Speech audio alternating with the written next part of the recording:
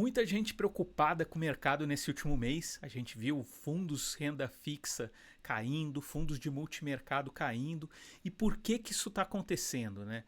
Basicamente, quando estourou a guerra no Irã, isso impactou bastante o custo do petróleo. Impacta o custo do petróleo, isso acaba batendo em nós, porque o custo para você produzir alimento, porque o alimento para ser colhido precisa de diesel, para transportar o alimento precisa de diesel, precisa de petróleo, precisa de combustível. Isso acaba impactando várias partes da nossa economia. Como isso impacta? É com inflação, porque tudo fica um pouco mais caro. E a gente começou um ciclo de corte de juros, né? O Copom ali cortou 0,25, partimos de 15 para 14,75% de taxa de juros, e isso impacta todo o mercado. Só que o mercado estava esperando um corte de taxa de juros bem forte, de até 12% no fim do ano. Então a gente sai de 15% ao ano para 12% ao ano no fim do ano.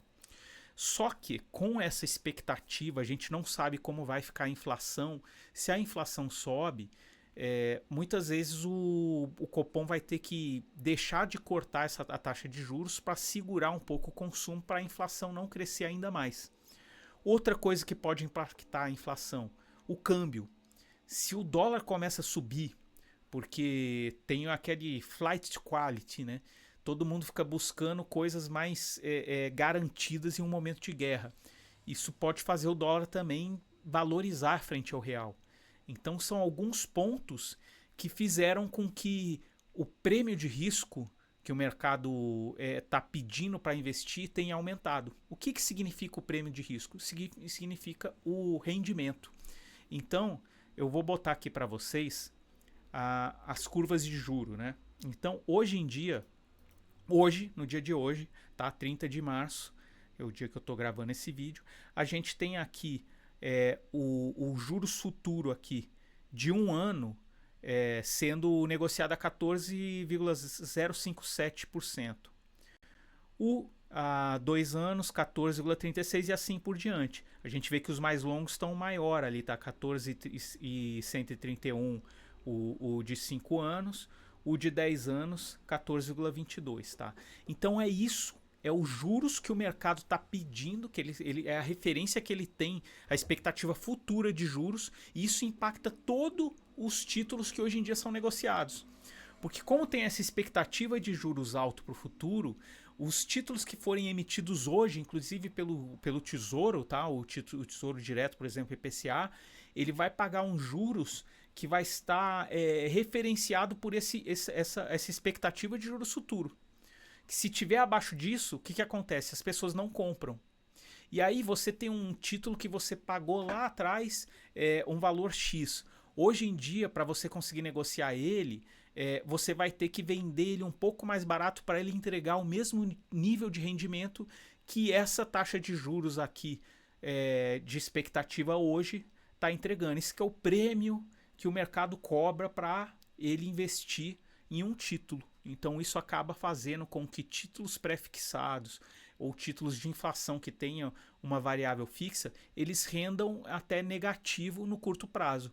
E aqui olha que interessante, se eu colocar aqui essa curva azul clara, essa é a curva de juros de um mês atrás. Então a gente vê que um mês atrás a de um ano estava com expectativa de 3,060 e hoje está 14,75. Então olha como o mercado está exigindo um juros maior do que o juro do que há um mês atrás. E se a gente colocar um ano atrás a gente já estava muito mais preocupado, né, com o governo tendo a questão do problema fiscal do Brasil tá gastando muito, a gente tinha um medo da inflação explodir, então o mercado estava exigindo até um juros mais alto ainda do que está essa semana com guerra. E isso deu muita oportunidade. Quem investe nesse momento que a taxa de juros está mais alta acaba tendo um ganho maior quando a taxa de juros cair, quando as coisas acalmarem. Então, não necessariamente o mercado estar variando é uma coisa ruim se você não tem necessidade de liquidez. Se você não tem necessidade de liquidez, você comprou lá atrás, você está tendo um prejuízo porque as taxas de juros subiram, futuros subiram, a expectativa de juros subiu. Não tem problema, você espera quando essas expectativas de taxas de juros cair, você passa a ter ágio, ali volta todo o seu rendimento. É uma analogia. Se você não precisa de liquidez, você pode ficar esperando isso. Se você tem liquidez agora, você pode comprar mais nesse nível de taxa de juros que está alto ainda, tá?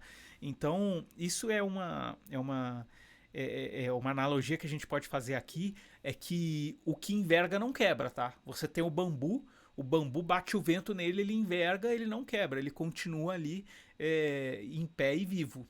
Agora o vidro, se bater um vento muito forte nele, vai chegar um ponto que ele não vai conseguir envergar, ele vai quebrar.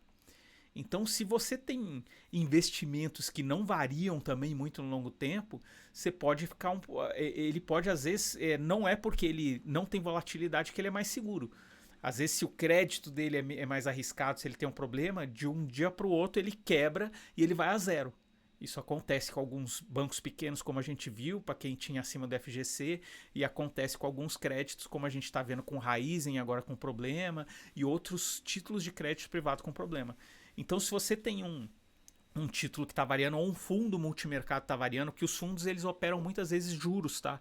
Então a gente tem muito clara que a tendência do Copom é continuar cortando taxa de juros até o fim do ano. A gente não sabe quanto por causa da inflação, mas isso vai impactar quem comprar um pré-fixado ou uma inflação com uma taxa pré agora, de ter um ágio no futuro quando esses cortes continuarem acontecendo e as coisas acalmarem.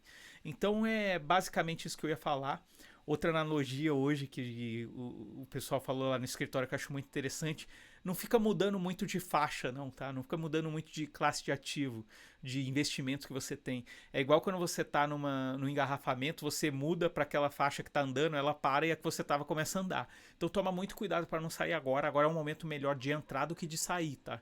Então fique ligado com isso, espere um pouco e cuide dos vieses emocionais que você tem como investidor ou como seu cliente tem, beleza? Espero que você tenha gostado desse vídeo, curta ele, compartilha e me siga para ter mais conteúdo aqui falando sobre inteligência artificial e mercado financeiro, beleza? Valeu!